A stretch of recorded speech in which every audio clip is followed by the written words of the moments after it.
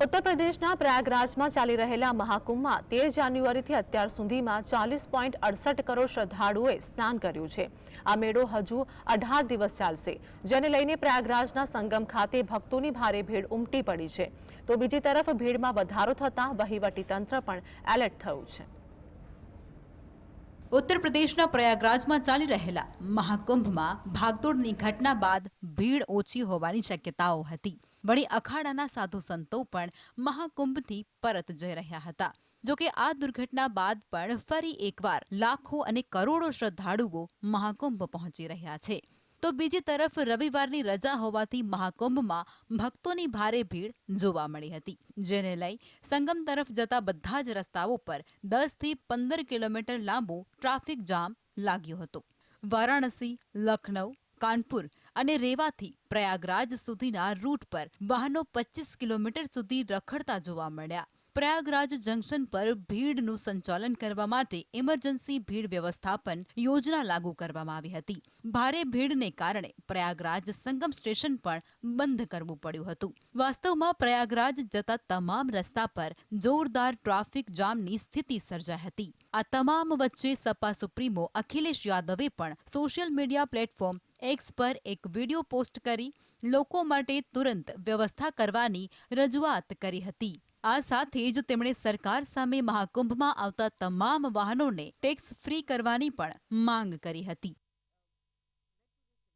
कि इस सरकार में कई मौकों पर हम लोगों ने देखा अपने मनोरंजन के लिए मनोरंजन कर ये लोग माफ कर देते हैं, टैक्स फ्री करते हैं फिल्में। अगर अपने मनोरंजन के लिए फिल्मों को टैक्स फ्री कर सकते हैं तो इतने बड़े पैमाने पे कुंभ यात्रा पर कुंभ में जाने के लिए, स्नान करने के लिए लोग जा रहे हैं और दूर दूर से यात्री जा रहे हैं। सोचिए, जिन परिवारों से मैं मिला वो हिमाचल के थे, हरियाणा के मिले, मुझे दिल्ली के मिले। लोग इतनी दूर से चल कर के आ रहे हैं, न जाने कितना तो उन्हें टोल देना पड़ रहा होगा।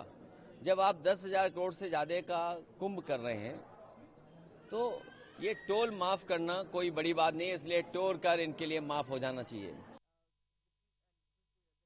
તો બીજી તરફ ભારે ભીડને જોતા પોલીસ પ્રશાસન પણ એલર્ટ થયું છે, જેને લઈ સંગમ નોઝ પર મોટી સંખ્યામાં પોલીસ દળ તૈનાત કરવામાં આવ્યું છે। યુપી પોલીસ અને બીએસએફના જવાનો શ્રદ્ધાળુઓને સતત ચેતવણી આપતા નજરે પડે છે। આ સિવાય પોલીસ લોકોને ઘાટ પર લાંબા સમય સુધી ન રહેવાની પણ ચેતવણી આપી રહી છે। વાસ્તવમાં મહાકુંભના સ્નાન માટે આવી રહેલા ભક્તોનું દબાણ ધીમે ધીમે વધી રહ્યું છે। हैदराबाद से आए हैं, महाकुंभ के लिए आए हैं। बहुत 144 ईयर्स के बाद आता है, इसीलिए मम्मी को जाना है महाकुंभ के लिए, तो आए हैं। 8 किलोमीटर आगे से रोक दिए गए, तो ऐसे व्हील चेयर में लेके आ गए हम। कितना अच्छा लग रहा है यहाँ पे आके, किस तरह का? यहाँ का माहौल ही अलग है, बहुत ही अच्छा लग रहा है। મહાકુંભ મેળામાં દેશભરમાંથી શ્રદ્ધાળુઓ અહીં આવી અને પવિત્ર સ્નાન કરી રહ્યા છે।